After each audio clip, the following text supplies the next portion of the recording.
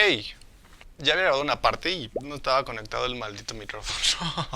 Hola, ¿cómo están? Espero estén muy bien en sus casitas, en su mente, en su cuerpo, en todo, ¿no? Porque pues hay que estar bien, porque si no, pues estar mal está muy mal. Lo que les voy a decir hoy es muy fuerte, así, muy fuerte.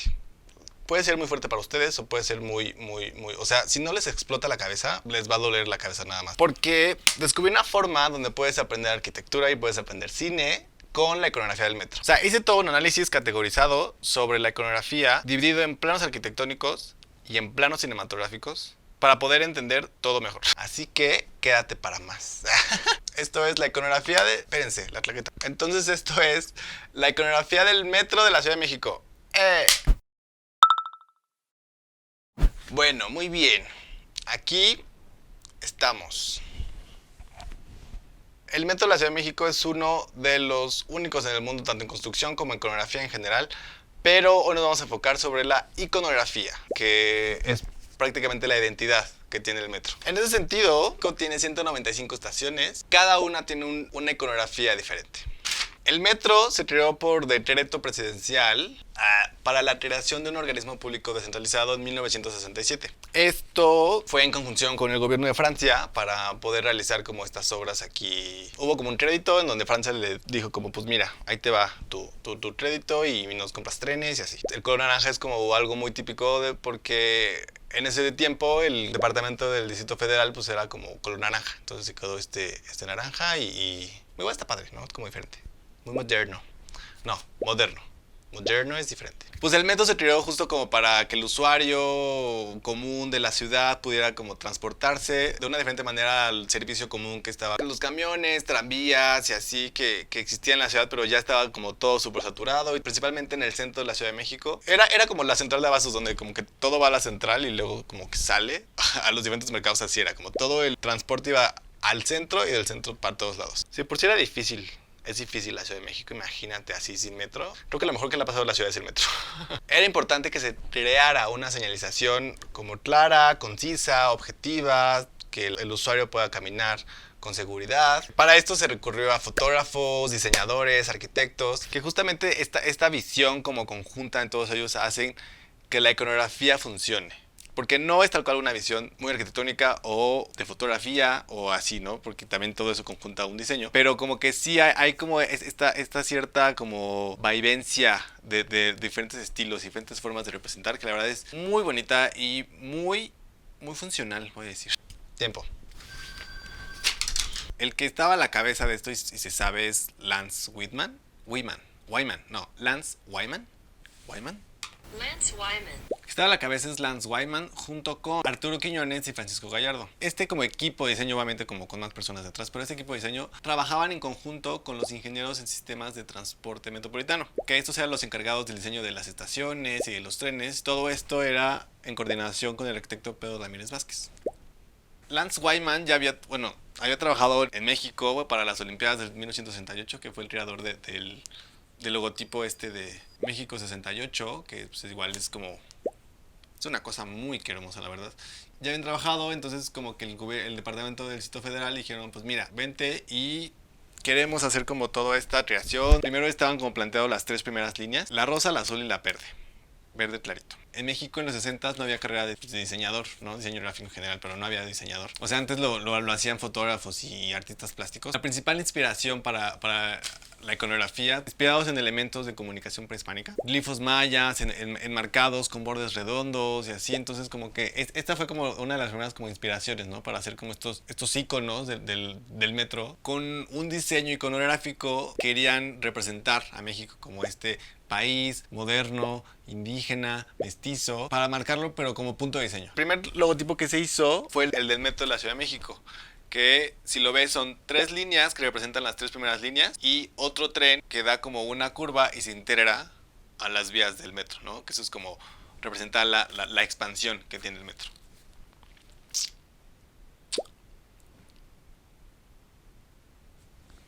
Bueno, para la creación de cada icono del metro, lo que se tenía pensado era hacer como una referencia clara al lugar, ¿no? Desde la misma imagen. Ya fuera un lugar histórico, o de barrio, o de identidad del lugar, o de un personaje ilustre. Y por eso hay como tanta variedad. Y a la par tenía que haber una sola palabra que hiciera referencia a esa imagen. Y esto principalmente se hizo porque recordemos que desde la mitad del siglo pasado mucha gente migró, ¿no? Como a la Ciudad de México, que muchos eran campesinos, pero igual por eso mismo había mucha gente analfabeta, tanto para ese tipo de gente como para extranjeros y así, ¿no? Entonces como que era parte como de toda esta misma vía como del lenguaje comunicativo que tenía el Departamento del Distrito Federal como muy claro.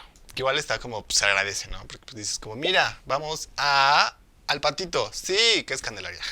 También se tiraron como, pues, obviamente, esta línea de diseño, de entrada, salida, andenes, vestíbulo y así. Entonces, recordemos que hay 12 líneas. La clasificación primaria, ¿no? Del metro, pues, es color, ¿no? O sea, cada línea tiene un color. Solo la B tiene 2 colores. Como cada icono tiene una referencia al lugar, a un hecho histórico o a un personaje ilustre, es de una diferente época. Entonces, lo primero que hice fue dividir por épocas. Entonces, de toda la iconografía. Lo dividí en 5. Prehispánico, colonial, México independiente, porfiriato y revolución y contemporáneo. Hablando de fechas, lo prehispánico lo puse como todo antes de 1521, ¿no? Que es el año de la conquista. La colonia de 1521 a 1810, el año del inicio de la guerra de independencia. Luego, México independiente de 1810 a 1876, que es cuando inicia, podemos decir así, la dictadura de Porfirio Díaz. Pues bueno, sí, la dictadura de Porfirio Díaz. Luego, porfiriato y revolución de 1876 a 1917, que es cuando se firma la constitución que nos rige actualmente. Y luego el México contemporáneo de 1917 a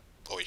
O cuando se hizo la última línea, ¿no? Que fue, ¿qué? ¿2012? O sea, ejemplos, ¿no? Como muy obvios de estas divisiones. Pues tenemos Moctezuma, que es justo el penacho de Moctezuma, que se encuentra en Viena, gracias. Popotla, que es como la representación de este árbol de la noche triste. Isabel la Católica, pues es como una de estas 3 calaveras en los que vino Cristóbal Colón en su tripulación, porque Isabel la Católica dio unas joyas para poder pagar esta expedición y estos barcos. Entonces por eso es Isabel la Católica. Bueno, en la época colonial podemos hablar como el de Sevilla, que es este acueducto que pasaba por Chapultepec, ¿no? Y acababa ahí en el Salto del Agua. Santa Anita, ¿no? Pues que es como esta representación de este como canal de la Viga, con estos barcos, ¿no? Como trajineras. Y pues la Merced, ¿no? Que es como este lugar que desde la colonia ahí se vende en la actualidad, ¿no? Pues todo lo esencial para la comida y para pues, tus chilaquiles y así. En México independiente, pues lo que más hay son como todos estos personajes ilustres. Hidalgo, Morelos, patriotismo y así, ¿no? En Porfiriato y Revolución, pues aquí tenemos Zapata, obviamente, la Constitución de 1917, Valderas, que son estos cañones que se encuentran en la Ciudadela, ¿no? Recordando como esta decena trágica en 1911, con el golpe de Estado, ¿no? A Francisco y Madero. En contemporáneo podemos hablar de San Juan de Letrán, que es esta como toma de la torre latinoamericana, o por ejemplo la normal de maestros, que es de Mario Pani, que es como solo es esta silueta, ¿no? Como del edificio así. Bueno, que ya no existe la torre central. Luego, hablando de planos arquitectónicos, ¿no? Lo que me di cuenta es que esta iconografía tiene muchos elementos que se pueden leer, o sea, o que se leen en lenguaje arquitectónico. Eso que me refiero, cortes, plantas, fachadas y en proyección o como otra representación, así los dividí. ¿Qué es una planta? O sea, en general los arquitectos saben que es una planta, pero lo voy a explicar paso por paso. La planta es una representación de un cuerpo, sea un edificio, sea un objeto, sea lo que sea, visto de manera horizontal, sin perspectiva. Esto es muy importante. Sin perspectiva. Todas estas representaciones arquitectónicas forman parte del sistema diétrico. ¿Qué? El sistema diétrico es una representación geométrica de los elementos del espacio tridimensional en un espacio dimensional, o sea, en un plano horizontal. Esta representación tridimensional tiene un plano horizontal, un plano vertical y un plano auxiliar. Esto, al desdoblarse, se convierten en un solo plano horizontal, o sea, en 2 dimensiones. Y todo eso se dibuja en una proyección octogonal. Esto quiere decir que hay una relación entre los puntos del elemento con los puntos proyectantes. Y en ese sentido, pues se puede proyectar o dibujar cualquier cosa tridimensional. Estos dibujos yo los hice en la prepa, están en una perspectiva caballera. Esto significa que el eje Y y el eje X están a 90 grados y el Z están a 45 grados. De esta forma, al dibujar en ese tipo de perspectiva, o sea, el objeto como tal no tiene una deformación, ¿no? en sus medidas reales. O sea, justo, ¿no? Como para representar. O sea, esto es como cuando yo estaba en mis clases de dibujo técnico. Que la verdad a mí me gustaba mucho hacer este tipo de cosas. Y luego el maestro enloquecía, nos dejaba dibujar como todas estas cosas. La planta como tal, si hablamos de un plano arquitectónico o de cualquier objeto, es como este corte que tiene como en la mitad, por así decirlo. Entonces ahí se ve, por ejemplo, en un plano pueden ver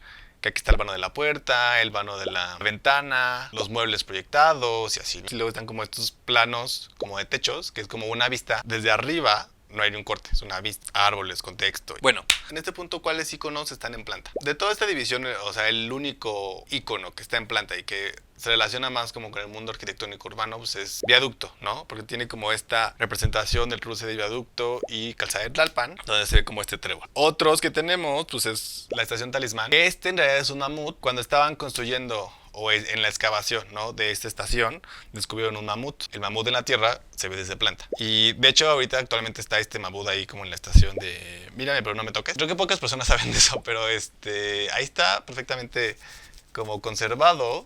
Y le pusieron talismán porque en muchas culturas el mamut, como con esta representación desde la trompa hacia arriba, representa suerte, ¿no? Y como que es un amuleto, es un talismán. Entonces, pues, por eso le pusieron talismán. Entonces, igual como que hay mucho trasfondo, ¿no? Como en los nombres y como la representación de cada estación. Otra, pues, es como la de la estación Balbuena, que es esta como toma pues, de flores, ¿no? Así, una toma cenital. Luego, si hablamos del corte, que el corte, hablando como en esta forma tridimensional diétrica, te deja ver como la sección, ¿no? Del objeto a representar. No es solo exclusivo de edificios y así, o sea, es cualquier objeto. O sea, los de diseño industrial hacen este tipo de dibujos en sus mismos objetos para representar cómo es el interior, qué material tienen y así, que lo mismo pasa en arquitectura. Hablando de corte, creo que el más representativo como de un corte de un edificio es Cuatro Caminos, que es como megadomo de 60 metros de altura, como este corte como justo en medio, ¿no? Porque, o sea, si fuera un alzado o una fachada, pues no se vería el interior, ¿no? Como esta megaestructura. Entonces este es como de los principales. Luego está este otro que es hangares. Está cerca del aeropuerto, que son unos hangares militares. Entonces ahí se ve tal cual como este corte, ¿no? En donde está como este avión, igual como muy siglo pasado, antiguo. Atlalilco, Lomas Estrella. Podría ser como si fuera un alzado, ¿no? Pero yo o sea, lo puse justo como en corte porque aquí esta significancia que tiene como las líneas como tal. El primer es como cerro, tiene una línea más gruesa. Justo en la representación arquitectónica se marca la línea de corte. Es como aquí está cortando, entonces aquí sí se representa. Entonces lo que está un poco más alejado del corte se hace con una línea menos gruesa, ¿no? O como más fina. Este primer cerro que tiene como esta línea, ¿no? Como muy gruesa, y luego tiene como otros cerros como más al fondo con una línea más delgada. Entonces eso tal cual se puede hacer una representación de un corte de un cerro. Run away. ¡Ay, Dios mío! Igual hablando como en animales, objetos. Coyoacán, que es este coyote, y se ve como como círculo en su pecho que representa a los manantiales que existían antes y así, pero pues o sea, tal cual se puede ver como si fuera como un corte, porque pues tiene como justo este círculo, ¿no? Que es como que se ve lo que hay adentro. Luego ahora sí, en alzados, pues la mayoría, ¿no? Están como en alzados, o sea, porque igual todas las personas que salen, como si fueran estas escalas humanas, ¿no? En los planos, o sea, como en los alzados, en los cortes, son estas como representaciones tal cual. Arquitectónicamente hablando, podemos encontrar el Polanco, que es este reloj que está en el Parque Lincoln, el Monumento a la Revolución, que justo, ¿no? Es como esta silueta. San Lázaro, que si lo ves, pues es como este perfil de este tren. Y pues en general las escalas humanas que aparecen en estos iconos, tanto de bustos como personas completamente, pues todos esos son alzados, ¿no? Como doctores y así, ¿no? Que están como... En la sección de proyección puse todo lo que no está representado ni en planta, ni en corte, ni en alzado. Que igual son pocos, pero hay cosas muy interesantes. O sea, aquí encontré que hay unas perspectivas isométricas, hay puntos de fuga. Y así. En los alzados siempre está como esta línea de tierra, ¿no? Como no hay una perspectiva, no hay una profundidad como tal, son puros planos. No puede haber como curvas, por así decirlo, ¿no? Como o sea, representadas. Entonces la mayoría son como intentos como de alzados, pero tienen como estas curvas, como Bellas Artes y Boulevard Porto Aéreo. En el dibujo siempre hay como una línea de horizonte y hay estas líneas de fuga que hacen que los objetos tengan como esta profundidad, ¿no? Que es una forma de representar la realidad, esta perspectiva que fue descubierta pues, desde el Renacimiento y así. Bueno, ahí hay un punto de fuga, ¿no? Que ahí está... Justo estos dos iconos se ve claramente que son iconos hechos a partir de fotografías. Tlatelolco, que es esta torre que fue de Seguros Manobras y que fue como el icono, ¿no? de Tlatelolco, que tiene como esta profundidad a un punto de fuga, porque está como en fachada, pero tiene esta profundidad, ¿no? Y luego el otro es velódromo, que pues es como si fuera como esta foto, telefoto de un ciclista. Y se ve tal cual ahí como tiene como este punto de fuga. Luego a 2 puntos de fuga hay 5 como que, pero el de los más bonitos es como este San Joaquín, puente de circuito interior, donde se ve claramente tal cual, ¿no? Como las dos profundidades de las líneas, ¿no? A los lados, San Joaquín, Linda Vista, San Andrés Tomatlán y este que es Ferrería y que cambiaron luego el icono como Arena Ciudad de México. Que igual, o sea, estos están como, o sea, sí, pero como que muchas líneas no coinciden y así, pero igual les digo, es como muy, muy representativo y muy un poco a veces abstracto, ¿no? Y también tenemos como a los 2 camiones, que es Eje Central y Autobuses del Norte. Y tenemos solo uno, que son a 3 puntos de fuga, que es San Juan de Letrán, que es esta toma que también se ve tal cual que es como de una fotografía. Son puras líneas, súper sencillo y se ve muy que hermoso. En la perspectiva isométrica, que, o sea, hay muchos tipos de perspectiva, ¿no? Pero en esta perspectiva, que son solamente los que aparecen en la iconografía del metro, hay 2 en perspectiva isométrica, que eso significa que estos ángulos son de 120 grados, entonces sí hay como una cierta deformación en cuestión como de distancias, ¿no? Y en escala. Y aquí encontramos el icono de Pino Suárez, estos restos prehispánicos que encontraron cuando pues estaban haciendo la excavación para el metro de la Ciudad de México, que es uno de esos edificios que era que como significaba la entrada, ¿no? Como hacia Tenochtitlan. Y Gómez Farías, ¿no? Que es esta constitución, ¿no? De 1857. Bueno, eso es hablando solo como las representaciones arquitectónicas, ¿no? Pero aquí está como el plot twist de todo que yo clasifiqué. Hice esta división de la iconografía del metro en planos cinematográficos. ¿Captan? Que justamente se llaman planos, porque pues, todo cuadra. Que si lo ven también, o sea, el cine también es una representación de algo tridimensional en algo dimensional, ¿no? Como es una pantalla. Los cuadros o estos encuadres, ¿no? En el mundo del cine es como la unidad mínima narrativa, ¿no? Como en cualquier película o producto audiovisual. Una toma o un encuadre, una sucesión de diferentes encuadres haciendo una secuencia que ocurre movimiento en el cine. Que en dibujo técnico, si lo quieren ver, es como un punto y una sucesión de puntos haciendo una línea. Hablando del mundo del cine, hay diferentes planos que los voy a explicar con escenas de Lilo y Stitch. ¿Por qué? ¿Por qué no? Primero está el gran plano general. En sí es como esta amplitud de la toma en donde la escala humana o el personaje, el sujeto, el individuo, ve. También se usa el lenguaje de escala humana. No es muy perceptible en toda esta escena, es más para representar como el contexto. ¿Qué iconografía del metro se encuentra dentro de la categoría del gran plano general? Pues aquí podemos mencionar como Bellas Artes, ¿no? Que si ves esta toma de Bellas Artes, en la escala real, las personas eran muy pequeñitas, ¿no? Como es más el contexto. La estación Auditorio, que es de Teodoro González de León, y en donde se ve pues tal cual esta toma, ¿no? Como muy amplia y la escala humana sería como muy pequeña. Luego sería el plano general. O sea, está el gran plano general y luego está solo el plano general. En la toma general sí aparece el contexto, pero ya igual el humano aparece, o sea, en un cuarto o en un tercio de la pantalla. Hola, estoy aquí. Sí. Regularmente son como tomas exteriores para dar como justo énfasis al contexto, pero luego puede haber espacios interiores muy grandes para dar esta contextualización, ¿no? Como de vacío en los espacios. Todo es con base en la escala humana. Pues aquí podemos hablar, por ejemplo, de San Pedro de los Pinos. Pinos tienen una altura considerable a comparación de una escala humana, ¿no?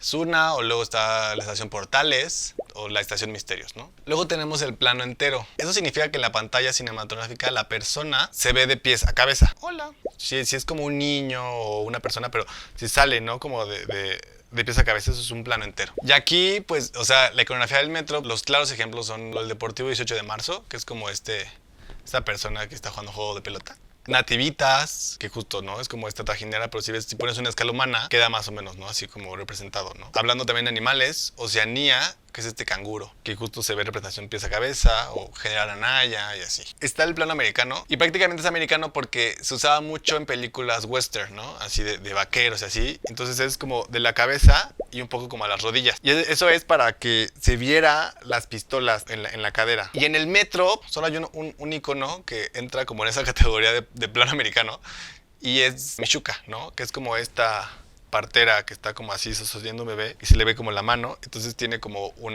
sea, la toma llega como un poco como antes de las rodillas, que en náhuatl significa lugar de partos. Entonces por eso se le quedó pues así el nombre. Luego tenemos plano medio, que ese es más o menos como un poco como yo estoy, que es la cabeza y como la cintura. Es como lo más usado como en entrevistas, ¿no? Cuando hay 2 personas entrevistándote, pues siempre te pone aquí y como hasta el pecho, es como de, sí, platícame más, muy bien, vas muy bien, excelente, ganando, muy bien. Aquí tenemos Ciudad Deportiva, que también es como este individuo de la época prehispánica jugando juego de pelota y tal cual. Ese es como el clarísimo, ¿no? Así, tal cual, cabeza y cintura. Y tan tan. Puse al penacho de Moctezuma también aquí en esa categoría porque igual está la cabeza, pero hay como mucho aire hacia arriba. Es un poco como la representación, ¿no? Como en la escala en la que existe. Luego tenemos el primer plano, y este primer plano es prácticamente de la cabeza y como a un poco los hombros y ya, ¿no? Es como si fuera como así.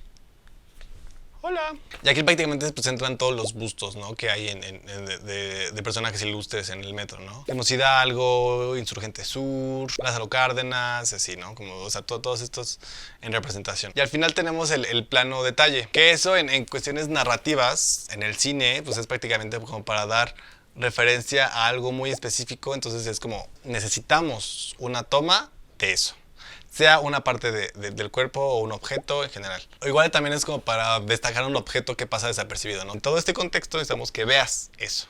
O sea, te ayudan como para que digan, a ver, individuo que está haciendo la película, necesitamos que veas esto y que capte tu atención porque después va a ser algo parte importante de la trama. Aquí, pues en el metro tenemos Coyuya, esta como pulsera para los pies, como igual muy prehispánica, ¿no? Como de cascabelitos. Que ese es tal cual, una toma de detalle del pie. Chapultepec, que es pues chapulín, ¿no? Así como en una toma, imagínense un chapulín, ¿de qué tamaño es? Pues esa es la toma de detalle del chapulín. Tepito, que es este guante de box, que es el mismo que usaron en la iconografía para las Olimpiadas, haciendo referencia a los que pelearon box en las Olimpiadas, y la mayoría venían como de este barrio de Tepito, pues se les quedó, ¿no? Como este guante de box. El más representativo o el más así como bonito es como la nopalera, que es como esta toma de cactus, ¿no? Como con una flor, así como dices. O sea, esta es una toma perfecta así de lo que es un plano de detalle.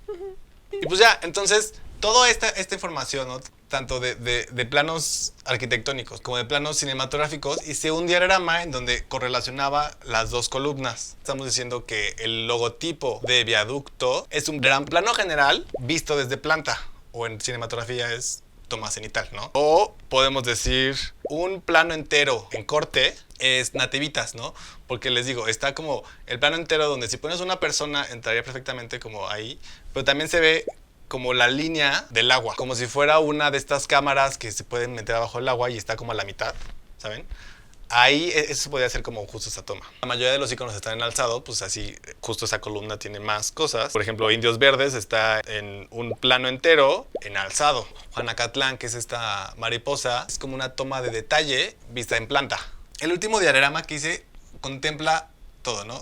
Contempla tanto planos cinematográficos como planos arquitectónicos como épocas. O sea, todos los diagramas que hice los conjugué en este como metadiagrama de 1000 cosas. Esta clasificación, ¿no? De la iconografía del metro, como explicada ya más amable, por así decirlo, ¿no? Porque igual como que me costó como justo correlacionar como todo ese tipo de cosas. Cada icono tiene un color, ¿no? Que es pues de la línea en la que está. Esa ya es una división como tal. Entonces aquí puedes ver, por ejemplo, que Villa de Cortés es un primer plano en alzado de la época prehispánica. Entonces también hay que irse como con colores y así. O como Gómez Farías, que es un plano detalle en proyección de la época de México independiente. Y así, o sea, creo que igual fue un ejercicio como muy divertido porque como que justo les di significancia como a todo lo que existe, ¿no? Como en esta, pues en la iconografía del metro, que es la iconografía y también como mi tabla final, ¿no? Prácticamente hice toda esta clasificación y esta correlación en diferentes columnas y diferentes subgrupos de los mismos iconografías